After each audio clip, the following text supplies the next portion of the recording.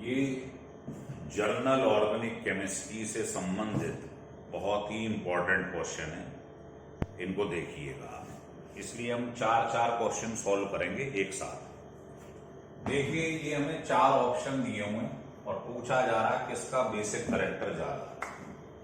तो ये सबके अंदर अमाइंस दी हुई है और अमाइंस हम जानते हैं बेसिक होती है क्योंकि एन के ऊपर लोन पेयर होता है। तो पूछ रहा है इन सब में सबसे ज्यादा बेसिक कैरेक्टर किसका है। तो देखिए, जितनी इलेक्ट्रॉन डेंसिटी नाइट्रोजन एटम पे बढ़ती चली जाएगी उतना बेसिक कैरेक्टर बढ़ता जाएगा। पढ़ाया आपने, है ना। अब देखिए, इसके बगल में ये कौन सा ग्रुप है, प्लस आई इलेक्ट्रॉन देने वाला ग्रुप। ये भी प्लस आई, लेकिन ये दूर है, एन से दूर है, डिस्टेंस दूर है। ये बगल में, और इनमें तो खैर है ही एक, इसमें है ही नहीं ग्रुप देने वाला। तो सोचिए सबसे ज्यादा नाइट्रोजन पर इलेक्ट्रॉन किस केस में इकट्ठे होंगे, जो इसके एडजेसेंट पोजीशन पे बगल दे ये भी रहे, लेकिन ये दूर है इससे। और इंडक्टिव इफेक्ट जो है डिस्टेंस के संग कम होता जाता है। तो नंबर 1 पे तो ये आ गया, नंबर 2 पे ये। अब देखो, इसमें एक CH3 है, इसमें है एक भी नहीं है, तो ये एक है जो इलेक्ट्रॉन दे रहा है, तो कुछ तो इलेक्ट्रॉन डेंसिटी बढ़ेगी, इसमें कुछ नहीं होगा। तो ये ऑर्डर हो गया, इसका बेसिक कैरेक्टर सबसे ज्यादा हो, फिर इसका, फिर इसका, फिर इसका। अब आता है ये 4 ऑप्शन दिए, ऑर्डर ऑफ स्टेबिलिटी बताओ, है ना। तो इसका जब भी चार्ज गिवन हो किसी भी क्वेश्चन में, तो फंडा यही है कि चार्ज जो होता है वो स्टेबिलिटी के इनवर्सली प्रोपोर्शनल होता है। ये सिखाया गया है आपको। तो बस ये टिप्स ध्यान रखा करो आप सबके, कि बेसिक कैरेक्टर कैसे देखती हैं, स्टेबिलिटी कैसे देखती हैं। अब बताइए, ये 3 CH3 इसमें इलेक्ट्रॉन दे रहे हैं, 3 CH3। अब तुम बताओ, ये प्लस आई इफेक्ट शो करता है, तो नेगेटिव आदमी को 3 डायरेक्शन से नेगेटिव चीज दे रहे हो, इलेक्ट्रॉन देते जा रहे हैं, तो चार्ज बढ़ता जाएगा। चार्ज बढ़ेगा तो इसकी स्टेबिलिटी क्या होगी, सबसे कम हो जाएगी। इसमें क्या हो रहा है, 3 Cl ग्रुप है और Cl minus I effect show करता है।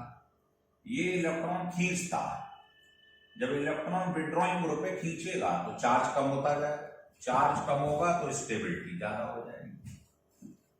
तो ये हो जाएगा नंबर 1।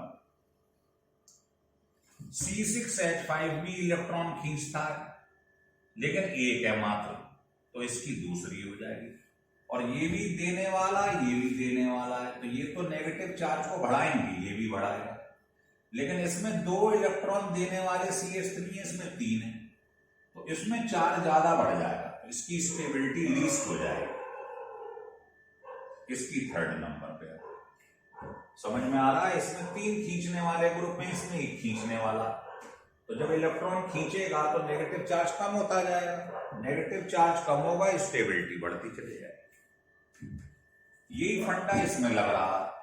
देखो, ये प्लस आई इफेक्ट शो करता है, आपको मालूम, और ये वाला शो करता है प्लस एम इफेक्ट और माइनस आई। ये वाला माइनस आई, हेलोजन केवल माइनस आई शो करता है, एम इफेक्ट शो नहीं करता है। और नाइट्रो ग्रुप क्या शो करेगा, माइनस एम और माइनस आई।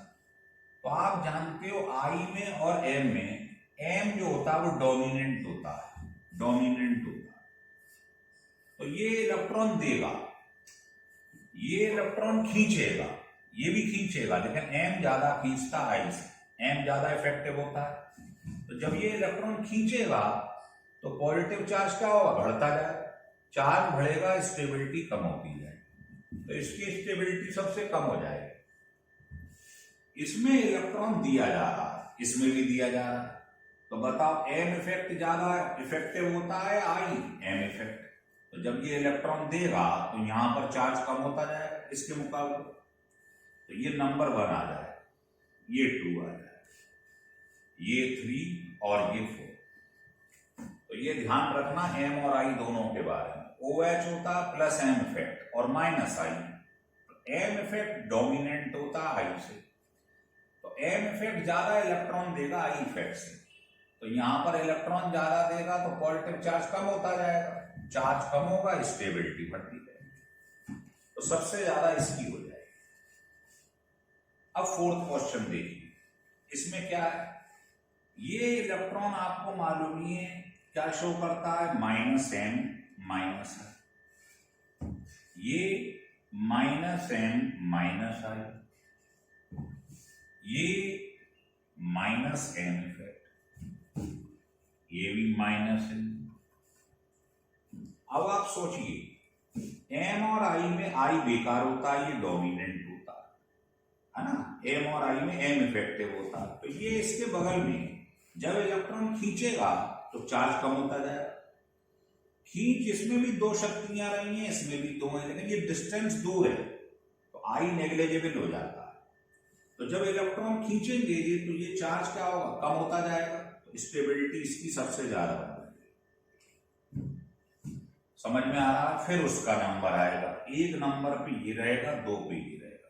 अब इन दोनों में देख लो, ये भी साइनाइड ये भी साइनाइड, लेकिन ये इसके बगल में ये दूर है, तो ये इलेक्ट्रॉन जल्दी खींच लेगा, शक्ति तो दोनों की बराबर है लेकिन ये बगल में, तो पॉजिटिव चार्ज जल्दी कम हो जाए, ये लीस्ट हो जाए।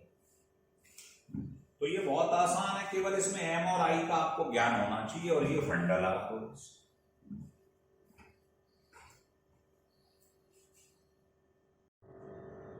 देखिए नेक्स्ट क्वेश्चन, ये कह रहा है ये आपके पास फ्री रेडिकल, डॉट का मतलब फ्री रेडिकल, तो कह रहा है इनमें से बताओ ऑर्डर ऑफ स्टेबिलिटी। तो फ्री रेडिकल का फंडा हमने बताया था कि जितनी electron density on central carbon, central carbon पर जितनी इलेक्ट्रॉन डेंसिटी बढ़ती है उतनी स्टेबिलिटी ज्यादा होती है, बस यही फंडे ध्यान रखने होते हैं। तो आप बताइए इसमें तीन डायरेक्शन से प्लस आई इफेक्ट शो कर रहा है, इलेक्ट्रॉन दे रहा है, मतलब इसको बहुत सारे आदमी इलेक्ट्रॉन दे रहे हैं तो इलेक्ट्रॉन डेंसिटी सबसे ज्यादा हो जाएगी। इसमें दो ही डायरेक्शन से दे रहे हैं, इसमें ये इलेक्ट्रॉन खींचने वाले ग्रुप में ये भी, तो सबसे ज्यादा देने वाले किसमें है, इसमें, तो ये नंबर 1 हो जाएगा। समझ में आ रहा? तो सबसे ज्यादा इसका हो जाएगा ऑर्डर ऑफ स्टेबिलिटी में, मोस्ट स्टेबल जो है वही हो जाएगा। इसकी बात करें तो आपको जब भी चार्ज लगा हो तो सीधा सा फंडा है, चार्ज स्टेबिलिटी के क्या होता है आप जानते ही, तो देखें याद रखा करो, चार्ज जो होता है वो स्टेबिलिटी के इनवर्सली होता है, और स्टेबिलिटी जो होती है किसकी, एनाइन की, वो एसिडिक करैक्टर के डायरेक्टली होती है। ये फंडे आपको बता रहे, ठीक है, मतलब आप ये भी कह सकते हो कि एसिडिक करैक्टर चार्ज के क्या होता है, ये देखो ये स्टेबिलिटी के डायरेक्टली, तो चार्ज क्या हो गया, यहाँ लिख लो एसिडिक करैक्टर के इनवर्सली प्रोपोर्शनल। तो ये नेगेटिव चार्ज चेक करो किसमें कम है, उसका एसिडिक मैक्सिमम हो जाएगा। तो ये देखो इसमें तो CO माइनस है, इसमें बगल में ऑर्थो पोजीशन पे ग्रुप लगा है जो माइनस है, माइनस आई शो करता है। ये इसके मेटा पोजीशन पर है, मेटा पे केवल आई काम करता है, मीजो नहीं काम करता है, इन इफेक्ट आपको याद है। पैरा पे दोनों काम करती हैं, लेकिन ये इससे दूर है और ये इसके बगल में, तो आपको मालूम है एम और आई में एम डोमिनेंट होता है ना, एम डोमिनेंट होता है, तो ये इलेक्ट्रॉन खींच रहा है, खींचेगा तो चार्ज कम हो जाएगा, चार्ज कम होगा तो एसिडिक सबसे ज्यादा हो जाएगा। आंसर आपका ये है, ठीक है ना। देखो इसमें एक शक्ति खींच रही है, इसमें दो है, इसमें भी दो है, लेकिन ये इसके बगल में और ये इससे दूर है पैरा पोजीशन, तो इसमें पैरा पे आई तो नेग्लिजिबल होता है, डिस्टेंस की वजह से कम होता है आई, तो आप देख रहे हो इसमें खींचने वाली शक्ति ज्यादा है और बगल में, तो नेगेटिव चार्ज इसमें बहुत कम हो जाएगा, चार्ज कम होगा एसिडिक ज्यादा हो जाएगा, ठीक है ना। और अगर एसिडिक भी देखना हो या स्टेबिलिटी, फंडा हुई जिसका चार्ज कम है उसकी स्टेबिलिटी ज्यादा है, तो इसका चार्ज कम होता जाएगा, स्टेबिलिटी मैक्सिमम हो जाएगी। अगला सवाल भी बिल्कुल मिलता जुलता है, पूछ रहा है कौन ज्यादा स्टेबल है। स्टेबल का मतलब होता है एसिडिक करेक्टर, ये ध्यान रखो। और चार्ज से क्या रिलेशन होता है, इनवर्सली। तो चार्ज चेक करो, बिल्कुल वैसे ही सवाल है। देखो ये इसके बगल में, ये सामने, ये मेटा पे केवल आई काम करता, एम नहीं करता, तो इसमें कोई नहीं। तो बताइए जो इसके बगल में है ऑर्थो पे, वो जल्दी इलेक्ट्रॉन खींचेगा, ज्यादा खींचेगा, तो ये चार्ज कम होता जाएगा। चार्ज कम होगा, स्टेबिलिटी बढ़ती जाएगी। तो इसका सबसे पहला आंसर यही होगा, ये मोस्ट स्टेबल, बिल्कुल सिमिलरिटी है दोनों। अब इसमें पूछ रहा है बेसिक करेक्टर अमाइन का। तो आपको फंडा बताया है कि जितनी ज्यादा इलेक्ट्रॉन डेंसिटी नाइट्रोजन पे बढ़ेगी, बेसिक करेक्टर बढ़ेगा। या ऐसे भी समझ सकते हो, नंबर ऑफ रेजोनेटिंग स्ट्रक्चर अगर ज्यादा होंगे तो बेसिक करेक्टर कम होता जाता है। इलेक्ट्रोनेगेटिव करेक्टर ज्यादा होगा तो बेसिक कम होता है। कई फंडे हैं देखने। तो देखिए इसमें NH2 इसको इलेक्ट्रॉन दिए जा रहे हैं, ये प्लस आई इफेक्ट शो कर रहा है, ये खींच रहे हैं, भाई C6H5 माइनस आई शो करता है। इसमें 2 माइनस आई, इसमें 1 माइनस आई। तो बताओ इलेक्ट्रॉन डेंसिटी नाइट्रोजन पे सबसे ज्यादा किसकी है, इसकी। भाई ये इलेक्ट्रॉन दे रहा है, सबसे ज्यादा इलेक्ट्रॉन इकट्ठे होंगे, तो सबसे ज्यादा बेसिक ही हो जाएगा। पहला ये, फिर ये। जैसे जैसे C6H5 ग्रुप बढ़ेंगे, माइनस आई बढ़ता जाएगा, इलेक्ट्रॉन खींचोगे तो यहाँ इलेक्ट्रॉन डेंसिटी कम होती जाएगी। तो ऑर्डर हो गया नंबर 1 पे ही, नंबर 2, नंबर 3, उसमें तो 3 खींचने वाले हैं, सबसे कम इलेक्ट्रॉन डेंसिटी होगी, ये 4 पे आ जाएगा। तो हमें फंडे ये वाले ध्यान रखने, बेसिक करेक्टर इससे चेक करते हैं, स्टेबिलिटी इससे चेक करते हैं। अगर फ्री रेडिकल हो तो ये वाला फंडा लगाते हैं, बस इसे लगा दो।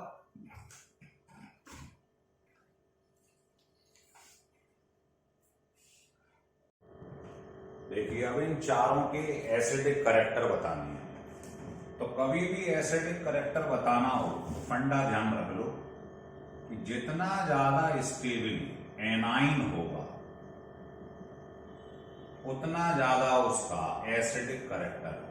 बस ये है फंडा। एनाइन मतलब नेगेटिव चार्ज।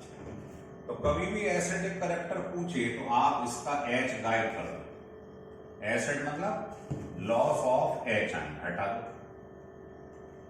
अब इसमें स्टेबिलिटी देख लो किस एनाइन की ज्यादा है, वो मैंने आपको फंडा बता ही दिया है कि चार्ज स्टेबिलिटी के इनवर्सली होता है। स्टेबिलिटी चेक कर लो। तो देखो इसमें ये ग्रुप लगा है बिल्कुल बगल में, है ना, माइनस आई खींचेगा, इसमें मेटा पे, इसमें पैरा। तो जब डिस्टेंस की बात आए, सेम ग्रुप हो, तो जो बगल में लगा हुआ है वो इलेक्ट्रॉन जल्दी खींच लेगा। तो इलेक्ट्रॉन खींचेगा तो चार्ज कम हो जाएगा, और चार्ज कम होगा तो स्टेबिलिटी ज्यादा। स्टेबिलिटी ज्यादा मतलब एसिडिक करेक्टर ज्यादा। तो ये नंबर 1 पे आ जाए, इसका डिस्टेंस ज्यादा है, इसमें कुछ नहीं। तो जो बगल में लगा हुआ है माइनस खींचने वाला, वो जल्दी खींच लेगा इलेक्ट्रॉन, है ना। ऐसी इस पे आ जाएगी। एसिडिक करेक्टर बताना है, H आइन निकाल दी। अब आप चेक कर लो चार्ज किस पे ज्यादा है। देखो ये इलेक्ट्रॉन क्या करता है, प्लस आई देता है, प्लस आई, इसमें कुछ नहीं। तो बताइए जब ये इलेक्ट्रॉन देगा तो यहां क्या होगा, चार्ज बढ़ता जाएगा। चार्ज बढ़ेगा तो स्टेबिलिटी कम हो जाएगी, स्टेबिलिटी कम होगी तो एसिडिक करेक्टर भी कम होगी। तो इसका आप देखोगे, इनका, इसका और इसका, तीनों ही इलेक्ट्रॉन दे रहे हैं। इलेक्ट्रॉन देंगे तो चार्ज क्या होगा, बढ़ेगा। इसमें कोई भी ग्रुप नहीं लगा हुआ, है ना, तो ये नंबर 1 पे आ गया, क्योंकि ये तीनों इलेक्ट्रॉन देंगे तो चार्ज को बढ़ाएंगे। चार्ज बढ़ेगा तो स्टेबिलिटी कम होगी, स्टेबिलिटी कम तो एसिडिक कम। तो सबसे ज्यादा इसका हो जाएगा एसिडिक करेक्टर। फिर कह रहा है इसमें एसिडिक करेक्टर बताओ, H हटा। जब भी एसिडिक देखना हो H रिमूव कर और चार्ज वाला फंडा लगा। अब देखो इस टाइप का सवाल तो अभी कराया है मैंने। ये क्या शो करेगा, -m -i, ये -m -i। मेटा पे m काम नहीं करता, केवल ये इस पे कुछ नहीं। तो ये इसके बगल में, तो ये इलेक्ट्रॉन खींचेगा तो चार्ज कम होता जाएगा। देखो इस पे भी दो चीजें हैं, इस पे भी दो चीजें हैं, लेकिन डिस्टेंस बढ़ता है तो आई इफेक्ट खत्म होता जाता है डिस्टेंस के साथ, है ना। यहां दोनों काम कर रहे हैं तो इलेक्ट्रॉन खींचेगा जल्दी, बगल में इसके, तो -i चार्ज कम होता जाएगा और -i चार्ज कम होगा तो स्टेबिलिटी बढ़ेगी, स्टेबिलिटी बढ़ेगी तो एसिडिक बढ़ेगा। तो ये सबसे ज्यादा एसिडिक हो जाएगा नंबर 1। इस पे भी दो काम कर रहे हैं लेकिन इससे कम काम कर रहे हैं। इस पे एक काम कर रहा है, इस पे कोई काम नहीं कर रहा, है ना। तो ऑर्थो वाला बगल में जो है वो जल्दी खींच लेगा और ज्यादा खींचेगा। ये दूर है तो आई इफेक्ट खत्म होगा, केवल -m खींचेगा। समझ में आ रहा है, इसमें आई खींचेगा। m और i में आप जानते हो m इफेक्टिव होता है, ये ज्यादा खींचेगा, ये थोड़ा कम खींचेगा, तो इसलिए ये सेकंड पे आया है, थर्ड पे आया है। अब देखो ये क्वेश्चन में कह रहा है लोएस्ट पीके वैल्यू। पीके जो होता है वो एसिडिक करेक्टर के इनवर्सली होता है, या ऐसे बोल लो के जो होता है वो एसिडिक के डायरेक्टली होता है। पी लगने से चीज पलट जाती है, पढ़ाया आपने आयनिक इक्विलिब्रियम। तो लोएस्ट पीके का मतलब हो गया ज्यादा एसिडिक करेक्टर किसका है। तो मैंने अभी बताया था एसिडिक देखने के लिए H हटा दो, H हटा दो। अब देखो जिसपे चार्ज कम है उसकी स्टेबिलिटी ज्यादा है, मतलब स्टेबिलिटी ज्यादा मतलब एसिडिक ज्यादा। चाहो तो इसके संग इसका सीधा फंडा लिख लो कि चार्ज एसिडिक के इनवर्सली होता है, ऐसे ही याद कर लो, कौन दूर जाएगा। तो चार्ज चेक कर लो, ज्यादा कम चार्ज होगा एसिडिक ज्यादा। देखो ये CH2 सब में सेम है, ये क्या करता है -i, ये -i, ये -i, ये -i। कौन ज्यादा -i, नाइट्रो या साइन? नाइट्रो। तो जो ज्यादा खींचेगा इलेक्ट्रॉन तो चार्ज बहुत कम हो जाएगा, चार्ज कम होगा तो एसिडिक ज्यादा होगा, ये नंबर 1 पे आ जाएगा।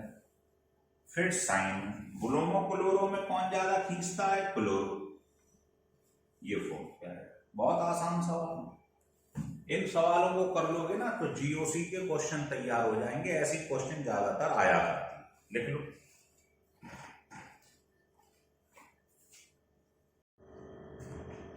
हाँ, ये क्वेश्चन 4 उसके ऑप्शन गिवन है, बताना है इनमें से एरोमेटिक करेक्टर किसके अंदर है। तो आप हाकल रूल के हिसाब से जानते हैं एरोमेटिक करेक्टर के लिए 4n+2 पाई इलेक्ट्रॉन होना चाहिए, और n इसमें क्या है मालूम है आपको, होल नंबर है। अगर ये इसको फॉलो करता है तो एरोमेटिक है। जैसे इसको देखिए, इसके अंदर 2 डबल बॉन्ड है, मतलब 2 पाई बॉन्ड है। तो 2 पाई बॉन्ड का मतलब क्या हो गया, 4 पाई इलेक्ट्रॉन। भाई एक बॉन्ड में 2 इलेक्ट्रॉन होते हैं, तो ये आ गया फ्रैक्शन। इसका मतलब ये एरोमेटिक नहीं है, ये एंटी एरोमेटिक। इसमें आ जाओ, देखो पॉजिटिव चार्ज को रिंग में कंसीडर नहीं करती है, नेगेटिव को 2 इलेक्ट्रॉन मानते हैं, 2 पाई इलेक्ट्रॉन, पॉजिटिव को नहीं लेती है। तो देखिए इसमें 1 pi bond, 1 pi bond, 2 pi electron, यही रख दो, तो इसका मतलब ये भी नहीं। इसमें 3 डबल बॉन्ड है, 3 डबल बॉन्ड का मतलब 3 पाई बॉन्ड, तो 6 पाई इलेक्ट्रॉन होगा, ये आ गया होल नंबर। इसका मतलब ये एरोमेटिक है, पॉजिटिव को तो लेते नहीं चार्ज। इसमें देखो 2 तो पाई बॉन्ड है, और नेगेटिव चार्ज हो या लोन पेयर हो तो उसको 2 पाई इलेक्ट्रॉन मानते हैं, बताया। तो कुल 6 हो गए, ये भी 1 आ रहा है इसमें, ये भी एरोमेटिक। तो आपका आंसर ये और ये हो गया, ये दोनों एरोमेटिक है, ये नहीं, ये दोनों एंटी एरोमेटिक। ठीक है, आइए इस क्वेश्चन में पूछ रहा है कौन लीस्ट रेजोनेंस स्टेबलाइज्ड। है ना। तो आपको वही देखना है कि इसमें कॉन्जुगेशन किसमें जबरदस्त हो रहा है। ये देखो इसके अंदर क्या हो रहा है, double single double single double single, है ना। सबसे ज्यादा रेजोनेंस हो रहा है pi sigma pi sigma pi sigma. इसमें देखिए इसमें क्या है, पाई सिग्मा, फिर लोन पेयर आप जानते हैं, है ना। फिर इसमें अगर आप बात करो, है ना, स्टेबलाइज मतलब आप सिंपल बात है एरोमेटिक करेक्टर निकाल लो, इससे मालूम पड़ जाएगा, छोड़ो इस बात। रेजोनेंस स्टेबलाइज मतलब एरोमेटिक करेक्टर। तो क्या ये एरोमेटिक है? यस। क्यों है वो आप जानते हैं, 3 पाई बॉन्ड एरोमेटिक है। इसमें देखो 2 तो पाई बॉन्ड है, लोन पेयर को भी 2 पाई इलेक्ट्रॉन कंसीडर करते हैं, नेगेटिव चार्ज और लोन पेयर, इनको 2 पाई इलेक्ट्रॉन मानती है। तो 2 पाई इलेक्ट्रॉन 2 पाई इलेक्ट्रॉन 2, तो यहां पर इक्वल टू 6 रख दोगे, ये भी एरोमेटिक हो। इसको देख लो आप, 1 2 3 डबल बॉन्ड का मतलब क्या हो गया, 6 पाई इलेक्ट्रॉन, तो ये भी एरोमेटिक होगी। इसमें देखो रिंग के अंदर 2 पाई इलेक्ट्रॉन है, बाहर से कोई मतलब नहीं होता है, 2 पाई इलेक्ट्रॉन है मतलब 4 पाई इलेक्ट्रॉन हो, 2 पाई बॉन्ड है, डबल बॉन्ड में 1 पाई बॉन्ड होता है, 2 डबल बॉन्ड है, 2 पाई बॉन्ड, तो 4 पाई इलेक्ट्रॉन, तो ये कितना आ गया, फ्रैक्शन। तो ये रेजोनेंस स्टेबलाइज नहीं है। तो रेजोनेंस स्टेबलाइज का मतलब है एरोमेटिक करेक्टर। देख लो एरोमेटिसिटी जिनके अंदर होती है बहुत जबरदस्त रेजोनेंस होता है। तो ये आपका आंसर हो गया, ये नॉन एरोमेटिक या एंटी एरोमेटिक है, ऐसे बोलो, है ना। इसमें ये फ्रैक्शन में आ रहा है, ये आपका आंसर हो गया, ये लीस्ट हो गया। अब ये क्वेश्चन है, बहुत अच्छा क्वेश्चन है, जेई का क्वेश्चन है। इसमें पूछा गया है ऑर्डर बताओ एसिडिक करेक्टर का। तो ढंग से देखो, इनके नाम रख दिए इसने ए बी सी डी, ये 4 H बताए, इनका ऑर्डर बताना। तो आप मुझे बताओ ये एसिड ग्रुप, ये एल्कोहल है, ये भी एल्कोहल है और ये एल्कीन। तो बताइए एसिड सबसे ज्यादा एसिड होता है, फिर एल्कोहल आता है, एल्कीन लास्ट में आता है, तो सबसे ज्यादा एसिडिक हो गया बी। लेकिन ये भी एल्कोहल है, ये भी एल्कोहल है, इसको ढंग से समझो। देखो बेटा, इस एल्कोहल पे जो नाइट्रो ग्रुप लगा हुआ है, एक पोजीशन छोड़ के लगा हुआ है, मतलब मेटा पे, और इस वाले पर लगा हुआ है आमने सामने। यहां पर इसको देखूं तो ये क्या शो करेगा, माइनस है माइनस है। और अगर इसके देखूं रिस्पेक्ट में, ये मेटा पोजीशन पे, तो मेटा पोजीशन पे मीजोमेरिक इफेक्ट काम नहीं करता। समझ में आ रहा? तो आपने पढ़ा है कि हाँ भाई, जब इसके संग कोई ग्रुप जुड़ा हो तो जितना ज्यादा खींचेगा तो चीज एसिडिक ज्यादा होगा। तो इस वाले केस में पैरा में 2 शक्ति खींच रही है इलेक्ट्रॉन, इस वाले में केवल आई खींच रहा है, तो ये ज्यादा एसिडिक हो जाए। आ रहा है बात समझ में? और एल्कीन तो लास्ट में आएगी, सबसे कम एसिडिक होती। ऑर्डर लिखवाया एसिडिक करेक्टर, एसिड ज्यादा होता है एल्कोहल से, एल्कीन लास्ट में आती है। लेकिन कंफ्यूजन ये 2 एल्कोहल में, तो इस एल्कोहल के नाइट्रो ग्रुप मेटा पे, वो पैरा पे आमने सामने, इस पे मेटा पे, तो मेटा में एम इफेक्ट नहीं काम करता है, आमने सामने होगा तो दोनों इफेक्ट काम करेंगे, तो 2 शक्ति इलेक्ट्रॉन खींचेंगी। तो यहां पर अगर इसको हटा दूं तो 2 शक्ति इलेक्ट्रॉन खींचेंगी तो चार्ज कम होता जाएगा, चार्ज कम होगा तो एसिडिक करेक्टर बढ़ता जाएगा। ये है इसका कारण। बहुत अच्छा सवाल है, ये ऑर्डर हो जाएगा।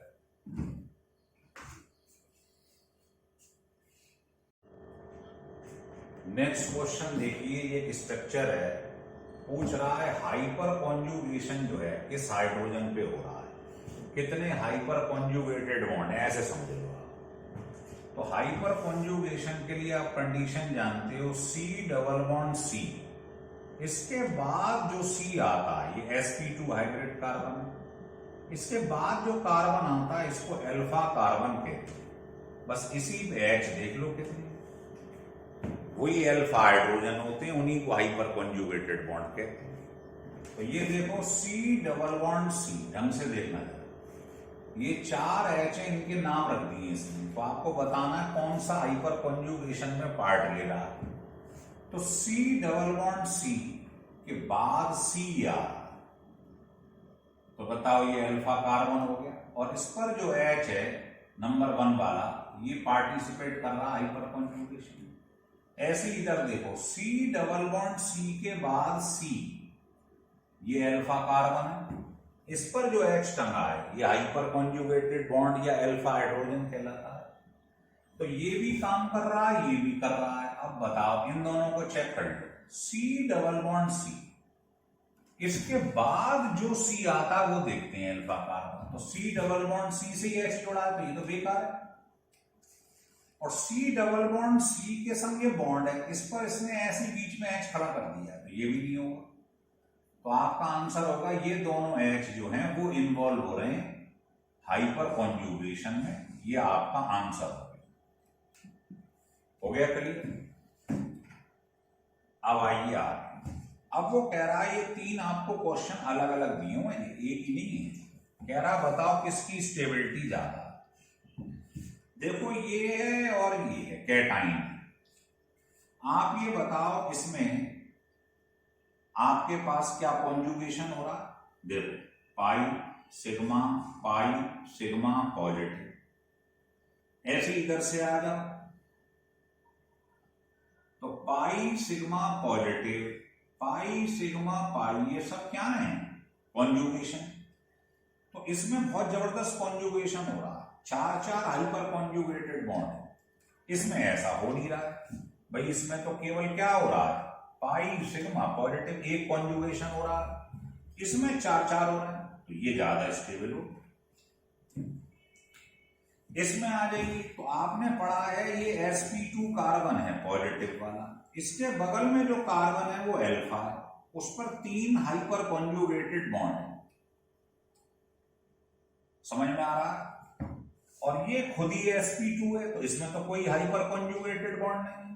हाइपर कॉन्जुगेशन के लिए मालूम है sp2 के बगल वाला कार्बन लेती है, तो ये भी sp2 है, ये भी sp2 है, तो उसके बगल में तो कोई कार्बन ही नहीं है, तो इसमें 0 हाइपर कॉन्जुगेटेड बॉन्ड है। और इसमें आपको मालूम ही है कितने हैं, तो आंसर आपका ये हो जाएगा, लिख लीजिएगा।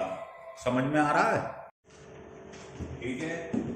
अब इसको देख लीजिए, ये 2 दे रखे हैं, पूछ रहा है कौन ज्यादा स्टेबल। तो देखिए ये लिखा हुआ है, ढंग से समझना, पाई सिग्मा पॉजिटिव कॉन्जुगेशन हो रहा पाई सिग्मा पॉजिटिव, लेकिन इसमें पाई सिग्मा पॉजिटिव कॉन्जुगेशन है नहीं। तो जिसमें कॉन्जुगेशन होता वो ज्यादा स्टेबल होता। तो समझ में आ गए तीनों क्वेश्चन, आप लिख लीजिएगा। एक क्वेश्चन आपको और बताता हूं। क्वेश्चन ये है, जरा ध्यान दीजिएगा।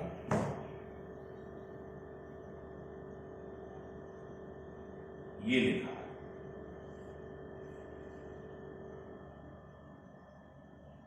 पाइरिडीन लिखा है,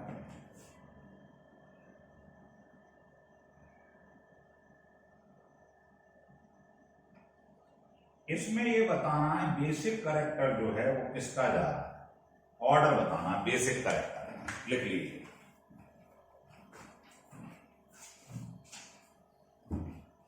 देखिए, तो बेसिक कैरेक्टर में आपको एक बात ध्यान रखनी है बेटे, जो पहले बता चुका हूं।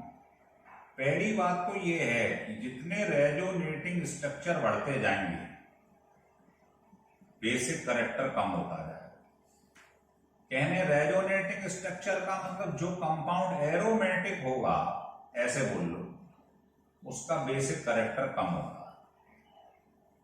दूसरी बात यह है कि जितना ज्यादा इलेक्ट्रोनेगेटिव कैरेक्टर बढ़ेगा उतना बेसिक कैरेक्टर कम होगा। तो आप ये चेक करके देखो, इन चारों में ये दोनों एरोमेटिक है, चेक कर लो। कैसे, हकल रूल लगा लो आप। 4n+2 = pi electron, 3 double bond है, 6 पाई इलेक्ट्रॉन आ गया होल नंबर। वही चीज यहां पर है, 2 पाई बॉन्ड है, 1 लोन पेयर को भी 2 पाई इलेक्ट्रॉन मांगती।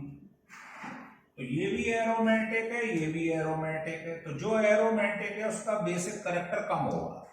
तो ये दोनों तो बाद में आ गए। अब आ गया इन दोनों का, ये दोनों एरोमेटिक नहीं है, लेकिन इसमें O जुड़ा हुआ है, इसमें नहीं है वो, तो O इलेक्ट्रोनेगेटिविटी को बढ़ाता है, नॉन मेटल है। इलेक्ट्रोनेगेटिव करेक्टर बढ़ेगा तो बेसिक करेक्टर कम होगा। तो इन दोनों में सबसे ज्यादा इसका हो जाए, फिर आ जाएगा इसका। अब बातें अगर हम इन दोनों की करें, ये भी एरोमेटिक है, ये भी एरोमेटिक है। इसमें देखो आपने जो एरोमेटिक लिया उसमें N का कोई इन्वॉल्वमेंट नहीं लिया, जबकि उसमें लोन पेयर था।